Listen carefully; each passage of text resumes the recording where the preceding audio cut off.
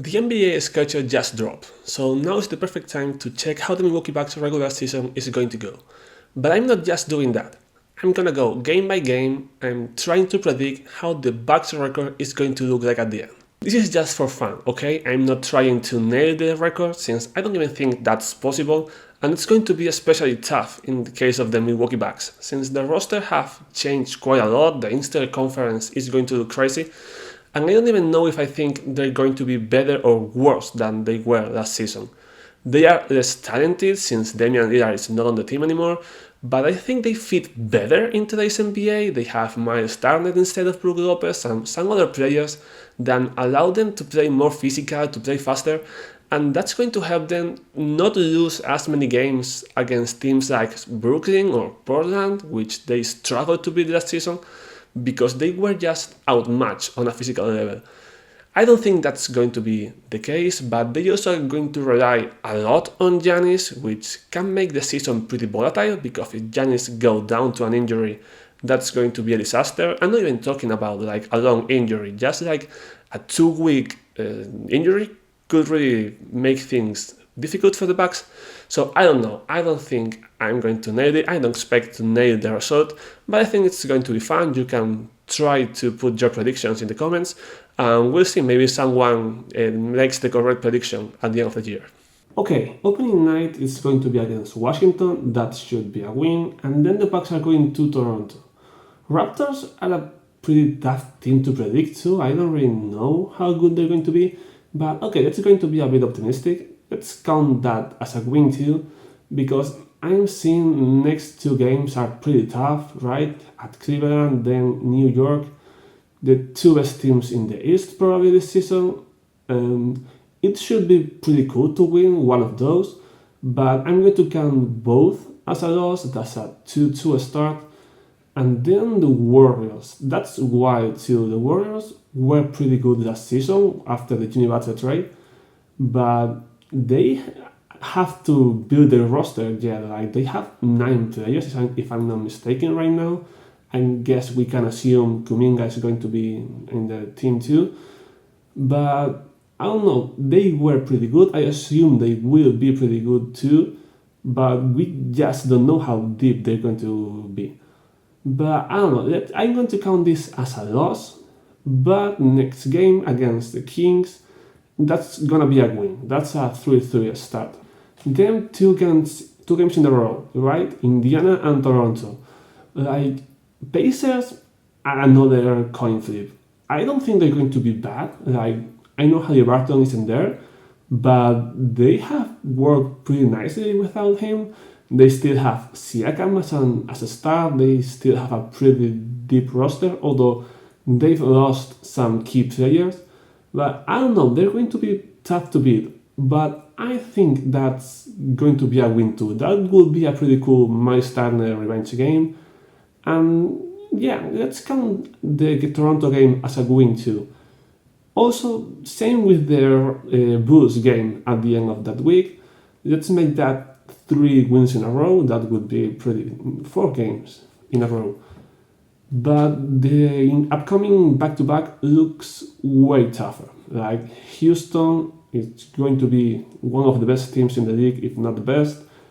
And Dallas, wow, Dallas can get pretty tricky. We have to see how Cooper Flag sticks in these first weeks of his professional career. There's always the chance that Anthony Davis randomly doesn't play that game. But I think going to Dallas at the start of the season is going to be tough. That's gonna be a loss too in my prediction. Then those 2 games against Charlotte, that Charlotte is like the one team you cannot lose by any circumstances, I think. So let's make that 2 wins. But that back-to-back against the Lakers can get tricky. Let's not be overly optimistic. Let's say that's a loss, okay? Then back to Cleveland. Yeah, I'm going to count both games in Cleveland as a loss. I think that's pretty reasonable. And then Philly. Philly's another one of those coin flips, right? Like we saw last year how bad they can be, but I mean, in an ideal world for them, where Embiid and George play at their best, they could be pretty good. The thing is, I don't think nobody is betting on George and Embiid to play at their best. I mean, some people are probably betting on them not playing at all. So yeah, let's be optimistic about that. I think the Bucks are gonna win that, and I think they're going to beat the Pistons too. The Bucks matched pretty nice against the Pistons last season. I think Detroit was the only team that didn't get the memo that the Bucks suck. And I don't see why the Pistons should be better this season. I know Ivy is coming back, but they also have lost key players like Schroeder. We don't know what Malik Beasley. I don't even know what's gonna happen with him. And I don't know. They could be this kind of team that takes a leap and people expect a lot from them, and then they just need a transition year to settle in their new status, right? Like it's pretty different when you have to play with expectations when other teams are preparing for you. So let's say the Bucks win that game and they also beat Portland at home. I think that should be a win too. Miami, wow, Miami is another one of those wild cards. But okay, let's keep with the optimistic fit and let's count Miami as a win. I'm not that optimistic about this game in MSG though. Like, nah, that's gonna be a loss. The Bucks, I guess they're gonna match better than they did against the Knicks than last season, basically because you can do worse than that. But yeah, the Knicks are still going to be one of the teams to beat on the East. And unless the Bucks prove me wrong, they are not going to be on that tier. They of course can win that game, like we seem we'll see things happen on the NBA every day. But if we're going to play it safe, let's count that as a loss. But let's count the Brooklyn game as a win, and also as we get to December, let's do the same with this Washington game. Like I'm seeing like this could be one of the softest stretches of the calendar. Those are winnable games. Like the Bucks could go on a pretty nice run there. I'm going to assume they are not winning at all. There's probably one loss between those games with Detroit or the Philly one.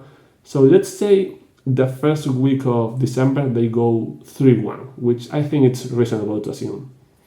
Okay, now we don't know if they're going to be playing the quarterfinals, the semifinals, or which teams they are going to be playing in these days where the NBA Cup is going to end. So I don't even know how to count this, but assuming they play 2 games here, let's say they go 1-1, not because I think they will, but because as we don't know who they are going to play against, like that's the assumption that changed my final prediction on the list. But yeah, there's nothing I can do here. Now Raptors again, now at home. And since I said they were going to beat the Raptors twice on Toronto, I think I have to give the Bucks this win too. And now this is the first road trip of the season. Minnesota, Indiana, Memphis, Chicago, and Charlotte. It's not the toughest one. Mini and Grizzlies are 2 tough games. Charlotte should be a win, and I can see the Bucks dropping one of the games in between Indy and Chicago. I hope not both, so I'm going to say this road trip ends with a 2-3 record, and they beat Washington on the last day of the 2025 year. I think that's to expect. Okay, we're now in 2026 and we play the Hornets again, and again I think that should be a win. But that's the start of a pretty tough month of January, right? That's probably the toughest month for the Bucks. They have this road trip to play the Kings, Warriors, Lakers, and Nuggets, and that could easily go 0-4. But I'm going to say they go 1-3 because I think they could beat the Kings on the road. And yeah, that's the most winnable game. And even if they don't, like, it's not like they're doomed to lose the other 3. So yeah, let's say they go 1-3. Then they got Timberwolves at home. That's a tough game. before going to San Antonio and Atlanta. Atlanta is another one of those teams that people is excited about, but I don't really know if anybody remembers how the last season was for Kristaps Porzingis. Like, is people really betting on him as a second option? I don't really know.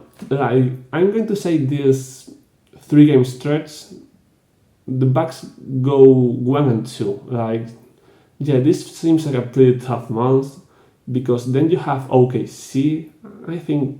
I don't know how serious OKC is going to be about the regular season, but that's another loss in my book. I'm going to say they beat Denver at home. They did last season, and they have done it in the last years, and so I'm going to assume they beat Nuggets at home again, and I'm going to assume they do the same with Dallas. Like, let's going to be optimistic about the end of January, and let's say the Bucks can go on a 4-win stretch here with Denver, Dallas, Philly, or Washington. Then we got the Celtics, which are going to be tough to predict too, right? They made a lot of moves. They are probably not really trying to compete this season, and I think they could be one of those teams that just stop caring about the season at the end. But I don't think they're going to be at that point at February 1st. So the Bucks lately have been struggling every time they visit Boston, so that's going to be a loss. In my book, Chicago Pelicans and Pacers at home, that could easily be a 3-0, but then 2 games at Orlando and 1 in OKC, that could easily be a 0-3 before the All. Okay, we've moved past the All-Star break. I don't know how this has happened, but the Bucks have been pretty good after the All-Star break with Doc Rivers. They have some pretty nice winning streak this last 2 seasons, so let's say they can do the same here. The schedule doesn't look that tough. I mean, it does, but the toughest games came at home. Like, they visit New Orleans, where I think they can get a win. And then there's Toronto and Miami at home. I'm going to say that those are wins too. And Cavs and Knicks at home. Okay, let's say they win one of those. I'm not feel confident enough to say they're going to win those 2, but I think they can get one of those. And they can do the same with next week, right? Like, Chicago and Boston on a back-to-back could be tricky, but if I'm saying they are going to be good at this stretch of the season, let's say they can win both those games, and yeah, why not? That's going to get them another 2 wins against Hawks and Jazz at home. But as good as they've been post All-Star, they have been not that good when March comes in the last seasons. This year was pretty tragic. Once the month of March came, there was some really ugly games there, and I'm predicting the same to happen once we get to this Orlando game on March 8th. That's going to be a loss for me.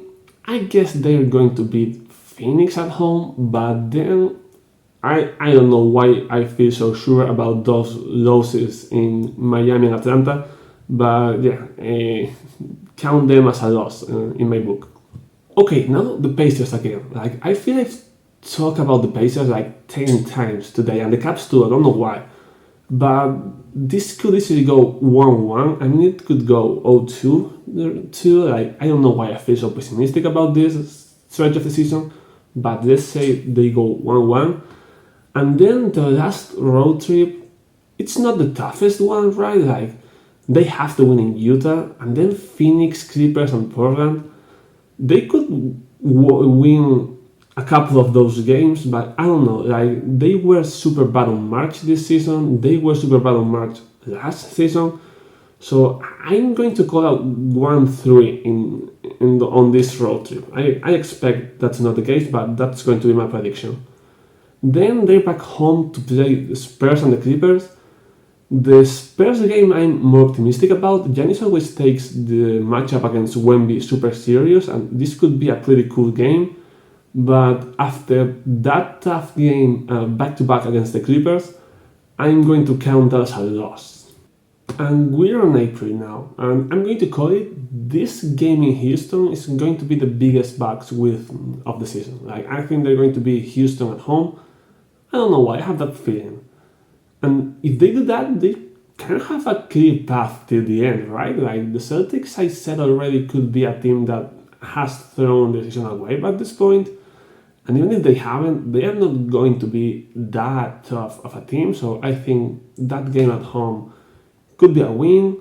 Then those two games against Brooklyn, like Brooklyn is going to be tanking so bad at this point. So those are two wins, I think. And the Sixers might be a team that's resting their best players, given how injury prone they've been. And unless their season is on the line by one game, I think they're not going to be 100%. So that could be another win too. And the other two games are Memphis at home and Pistons on the road. Let's assume the Bucks drop one of these and win the other two. That would be a 6-1 month of April, which would be a pretty cool way to end the regular season and get to the postseason in good shape. So here you go, we're done. So there you go, this is my prediction right here. Let me know if you think I'm being too optimistic or too pessimistic. And again, you can put your prediction in the comments and we'll check at the end of the season if someone made it correct. Subscribe if you want to see more Bucks related content, and thanks for watching.